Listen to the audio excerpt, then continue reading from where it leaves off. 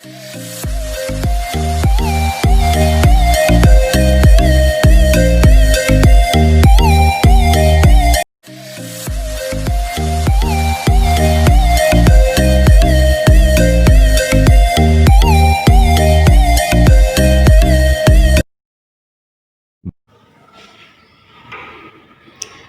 Morning મિત્રો, ઓમ શાંતિ વિદ્યાલયના digital ક્લાસમાં આપ સૌનું હાર્દિક સ્વાગત છે. વિષય છે ગુજરાતી. મારી નોટબુક. પાઠ 5 શરદીના પ્રતાપે. એક હાસ્ય કથા છે જેના લેખક છે જ્યોતિન્દ્ર દવે.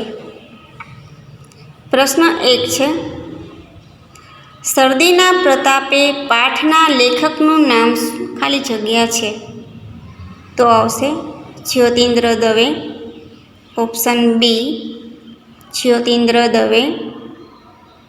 બીજું, લેખકના ઓળખીતા સજ્જનની કઈ ઇન્દ્રિય ઓછું કાર્ય કરતી હતી? જવાબ છે સી કાન. પ્રશ્ન 3 લખેલો છે, લેખકને પેલા સજ્જન વિશેની કઈ વાતની ખબર ન હતી? જવાબ છે, લેખકને પેલા સજ્જનની બીજી બધી ઇન્દ્રિયો કરતાં કાન કંઈક ઓછું કાર્ય કરે છે એ વિશેની વાતની ખબર ન હતી. પ્રશ્ન 4, ગળે પડવાની ટેવ કઈ બીમારીને વધુ હોય છે? જવાબ છે સી શરદી. પ્રશ્ન 5, શરદીને કોના માટે પક્ષપાત છે? જવાબ છે, શરદીને લેખકના કંઠ સાથે પક્ષપાત છે. પ્રશ્ન 6, શરદીને લીધે સજ્જનના કાનની કેવી હાલત હતી? જવાબ છે, શરદીને લીધે સજ્જનના કાન વધારે અશક્ત બન્યા હતા. પ્રશ્ન 7, લેખક સજ્જનને મળ્યા તે વખતની બંનેની સ્થિતિ કેવી હતી? જવાબ છે, લેખક સજ્જનને મળ્યા તે વખતે લેખકનો કંઠ એટલે કે અવાજ ઠેઠ ઊંડો ઉતરી ગયેલો. લેખકનો અવાજ એકદમ ઊંડો ઉતરી ગયો એટલે અવાજ બેસી ગયેલો અને તેના લીધે કાન વધારે અશક્ત બન્યા. પ્રશ્ન છે 8, લેખકને આવકાર આપતા સદગૃહસ્થ કયું વાક્ય બોલે છે? જવાબ છે, લેખકને આવકાર આપતા સદગૃહસ્થ વાક્ય બોલે છે, ઓહો આજ કંઈ આ તરફ? કેમ, તબિયત તો સારી છે ને? પ્રશ્ન છે 9, સજ્જનને શું થયું હતું? જવાબ છે, સજ્જનને નહીં જેવા સડેખમ અને ઉધરસ થયા હતા. ત્યાર પછી પ્રશ્ન 10 લખેલો છે, સજ્જનને સમજાવવામાં કંઈક ભૂલ કરી છે. સજ્જને સમજાવવામાં કંઈક ભૂલ કરી છે તેવું લેખકને ક્યારે લાગ્યું?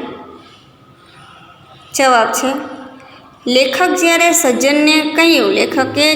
સજ્જનને કહ્યું કે તમારું થોડું કામ હતું, તબિયત મજામાં છે, મને જરા શરદી થઈ છે, ત્યારે સજ્જને તેમને જવાબ આપ્યો કે મને શરદી થઈ છે એમ તમને કોણે કહ્યું? મને જોવા આવવાની, અહીં સુધી આવવાની તસદી લેવા જેવું કંઈ નથી. તેથી લેખકને લાગ્યું કે સજ્જનને સમજવામાં ભૂલ કરી છે. લેખક પોતે પોતાનું કહેતા હતા, એમ કે તમારી તબિયત સારી છે ને, એમ કે મને થોડીક શરદી છે, તો સામેવાળો એમ સમજો કે મને કહે છે કે તમને શરદી થઈ છે. એમ કે મને શરદી થઈ એવું તમને કોણે કીધું? કે તમારે મારી તબિયત પૂછવા અહીંયા સુધી આવવાની તસદી એટલે તકલીફ, એમ કે તકલીફ લેવા જેવું કાંઈ હતું નહીં. ત્યાર પછી પ્રશ્ન 11 છે, લેખકને ચા પીવાની મરજી કેમ હતી? જવાબ છે, લેખકને શરદી થઈ હતી અને ગરમ ચા શરદીમાં રાહત આપે છે, માટે લેખકને ચા પીવાની મરજી હતી. પ્રશ્ન 12 છે, લેખકે ચા પીવાની હા પાડી છતાં ચા કેમ ના મળી? જવાબ છે, પેલા સજ્જને લેખકને જ્યારે ચા માટે પૂછ્યું ત્યારે લેખકે કહ્યું, ચાની બનતા સુધી હું ના નથી કહેતો, પરંતુ પેલા સજ્જનને ઓછું સંભળાતું હોવાથી તેઓ એવું સમજ્યા કે લેખક ચા નથી પીતા. આથી લેખકે ચા પીવાની હા પાડી છતાં તેમને ચા ન મળી. પ્રશ્ન 13 છે, કોફીનો પણ અત્યારે વાંધો નથી. આ વાક્ય કોણ બોલે છે? આ વાક્ય લેખક બોલે છે. પ્રશ્ન 14, લેખકે કોકોની વાત વખતે ડોકું શા માટે હલાવ્યું? જવાબ છે, લેખકને લાગ્યું કે મોઢેથી બોલીને હા કહીશ તો ચા અને કોફીની જેમ કોકો પણ ગુમાવીશ, એમ લાગવાથી તેમણે ડોકું હલાવ્યું. પ્રશ્ન છે 15, ચાને બદલે લેખકને શું મળ્યું? જવાબ છે સી, કોકો. પ્રશ્ન છે 16, કયું પીણું ઝાડના બીજથી ભૂકીમાંથી બને છે? ઝાડના બીજની ભૂકીમાંથી. જવાબ આવશે સી, કોકો. પ્રશ્ન છે 17, હવે રજા લઉં છું. આ વાક્ય કોણ બોલે છે? તો આ વાક્ય લેખક બોલે છે. ત્યાર પછી પ્રશ્ન 18, નીચેના વિધાનો ખરા છે કે ખોટા તે જણાવો. પેલું છે, શરદીની અસર જીભ દ્વારા જણાય છે, તો ખોટું. બીજું, લેખકને સમજવામાં ભૂલ થાય છે, તો આવશે ખોટું. ત્રીજું છે, શરદીના પ્રતાપે એ એક હાસ્ય વાર્તા છે, તો આવશે ખરું. ત્યાર પછી જોડણી સુધારો. અહીંયા ખોટી આપેલી છે, આપણે અહીંયા લખેલું છે, પહેલામાં આવશે ગૃહસ્થ, ત્યાર પછી સ્થિતિ, જેમાં બંને હસવઈ આવશે સ્થિતિ. ત્યાર પછી તબીયત લખેલું છે, તબીયત નહીં આવશે તબિયત. ત્યાર પછી સુલોચના, જેમાં સ આવશે સસલાનો સ, સુલોચના. ત્યાર પછી નિશ્ચય, નિશ્ચય નહીં શું આવશે નિશ્ચય. ત્યાર પછી મરજી, જેમાં જી આવશે દીર્ઘ. ત્યાર પછી શરદી, જેમાં દને દીર્ઘ દી આવશે. પ્રશ્ન 20 છે, સમાનાર્થી શબ્દો આપો. પેલું છે ખબર, તો સમાચાર. પક્ષપાત, તો તરફદારી. તસદી એટલે કે તકલીફ. આનંદ એટલે હર્ષ કે મોજ. આખરે એટલે છેવટે. ઉતાવળ એટલે ઝડપ. પત્ર તો ચિઠ્ઠી, કાન તો કર્ણ, દિવસ તો દિન, કુશળ તો શુભ કે હોશિયાર. ત્યાર પછી નીચેના શબ્દોમાં યોગ્ય જગ્યાએ કુ અથવા અ મૂકીને વિરોધી શબ્દ બનાવો. પેલું છે શક્તિ તો અશક્તિ, વિચાર તો કુવિચાર, સત્ય તો અસત્ય, પાત્ર તો કુપાત્ર, ટેવ તો કુટેવ, શક્ય તો અશક્ય, સંપ તો કુસંપ, સંગ તો કુસંગ. ત્યાર પછી પ્રશ્ન 22 છે, જેમાં પ્રશ્નાર્થ ચિહ્ન ઉદ્ગાર ચિહ્ન આવતા હોય તેવા બે વાક્ય લખો. એમાં પેલું છે ઓહો, પછી આવશે ઉદ્ગાર ચિહ્ન, આજે કંઈ આ તરફ, પછી આવશે પ્રશ્નાર્થ ચિહ્ન, કેમ તબિયત તો સારી છે ને, પછી આવશે પ્રશ્નાર્થ ચિહ્ન.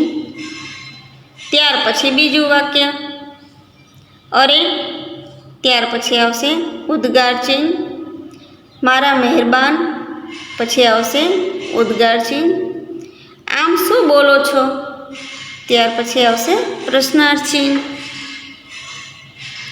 ત્રીજું છે આમ શું બોલો છો, પછી આવશે પ્રશ્નાર્થ, તમે આવ્યા તેમાં મને સજા થઈ, પછી આવશે પ્રશ્નાર્થ ચિહ્ન.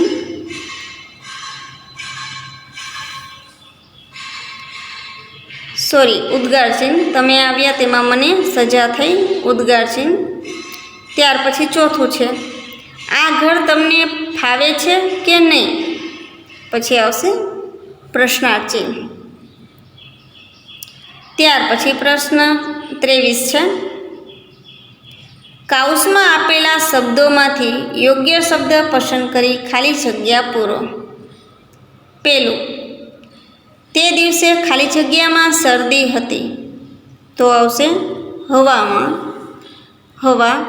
બીજું, તમે ચા નથી ખાલી જગ્યા તે ઘણું સારું, તો એમાં આવશે પિતા, જેમાં પી દીર્ઘ આવશે પિતા. ત્યાર પછી છે ત્રીજું, સજ્જનને ખાલી જગ્યામાં તકલીફ હતી, તો આવશે સાંભળવામાં. ચોથું છે આ ખાલી જગ્યા તમને ફાવે છે કે નહીં, તો આવશે ઘર, આ ઘર તમને ફાવે છે કે નહીં. પાંચમું છે કેમ તબિયત તો ખાલી જગ્યા છે ને, તો આવશે તબિયત તો સારી છે ને, સ આવશે સસલાવાળો.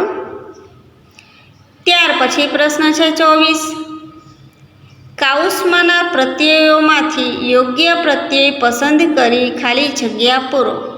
નો, ની, નું, ના, નામ, ને પ્રત્યય આપેલા છે, જેમાંથી ખાલી જગ્યામાં જે આવે એ આપણે મૂકવાના રહેશે. પેલું છે એ વાત ખાલી જગ્યા મને ખબર ન હતી, એમાં આવશે ની, એ વાતની મને ખબર ન હતી. બીજું છે મારા કંઠ માટે શરદી ખાલી જગ્યા પક્ષપાત છે, એમાં આવશે નને એકમાત્ર ને, મારા કંઠ માટે શરદીને પક્ષપાત છે. ત્યાર પછી છે ત્રીજું, આપ ખાલી જગ્યા જરા કામ હતું, એમાં આવશે નું, આપનું જરા કામ હતું. ચોથું છે કોફી ખાલી જગ્યા પણ અત્યારે વાંધો નથી, એમાં આવશે નો, કોફીનો પણ અત્યારે વાંધો નથી. પાંચમું છે તે ખાલી જગ્યા માટે મેં શું નથી કર્યું, એમાં આવશે તેના માટે મેં શું નથી કર્યું? છઠ્ઠું છે, તેમ ખાલી જગ્યા ઘર પાછળ બગીચો છે. તો આવશે તેમના ઘર પાછળ બગીચો છે.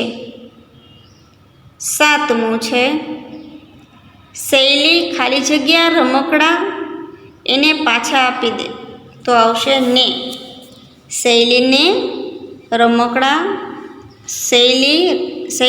રમકડા એને પાછા આપી દે.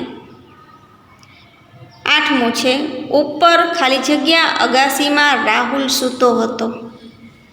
તો આવશે ઉપરની અગાસીમાં રાહુલ સૂતો હતો.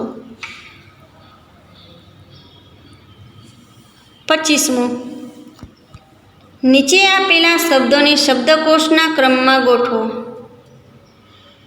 ડાયરેક્ટ જવાબ બોલું છું. પહેલાં આવશે ઇન્દ્રિય, પછી ઉધરસ, ટેવ, ભૂલ અને શરદી. ત્યાર પછી પ્રશ્ન છે 26,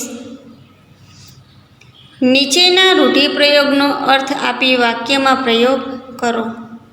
પેલું છે ગળે પડવું, એટલે કે આડ ચડાવવું અથવા માથે નાખવું. વાક્ય પ્રયોગ છે, ચોરી કરીને ચોર બીજાના ગળે પડ્યો.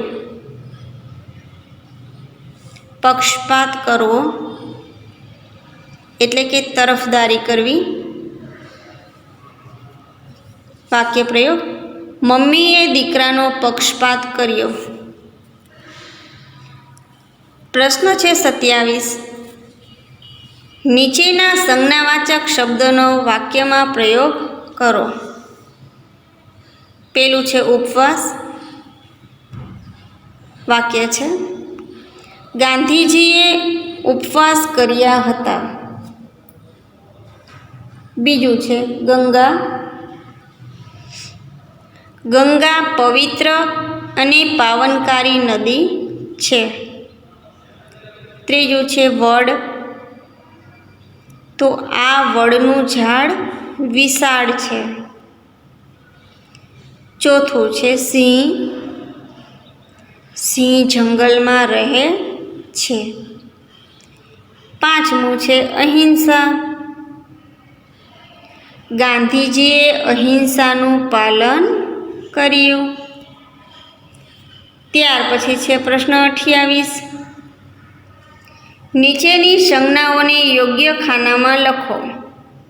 નીચે આપેલા છે રામ, હાથી, લીમડો, ટેબલ, દયા, ઘોડો, વડ, પોપટ, સત્ય, ચકલી, પીપળો, પ્રેમ, પંખો, જિજ્ઞાસા, ચોપડી, પીપળો, ગાંધીજી, મોર, ખુરશી, કીડી, ગુસ્સો, વંદો, શ્રવણ, આંબો, ગાય અને ખાટલો. હવે અહીં નીચે આપણને કોષ્ટક છે. પહેલાં છે વ્યક્તિ. તો જે વ્યક્તિ આવતા હોય એમાંથી ગોતી અને નીચે નામ લખીશું. તો એમાં આવશે રામ, ગાંધીજી અને શ્રવણ. આ 3 વ્યક્તિઓ છે. ત્યાર પછી બીજું છે પશુ પંખી અને જીવજંતુ. એમાં આવશે હાથી, ઘોડો, પોપટ, ચકલી, મોર, કીડી, વંદો અને ગાય. ત્યાર પછી છે વનસ્પતિ. વનસ્પતિમાં આવશે લીમડો, વડ, પીપળો અને આંબો. ત્યાર પછી પદાર્થ છે ટેબલ, પંખો, ચોપડી, ખુરશી, ખાટલો. ત્યાર પછી લાગણીનો ભાવ. એમાં આવશે દયા, સત્ય, પ્રેમ, જિજ્ઞાસા અને ગુસ્સો. ત્યાર પછી શરદી વિશેનો તમારો અનુભવ તમારા શબ્દમાં લખો. મિત્રો, તમને શરદી થાય છે તો કેવું મહેસૂસ થાય છે, ક્યાં સુધી રહે છે, એ બધું તમારે તમારા અનુભવ તમારા જાતે મારી નોટબુકમાં લખવાના રહેશે. આ આપણું હોમવર્ક છે. અહીંયા આપણો પાઠ પૂર્ણ થાય છે. હોમવર્ક આજનું આપણે નોટ કરી લેશું. આભાર. અસ્તુ.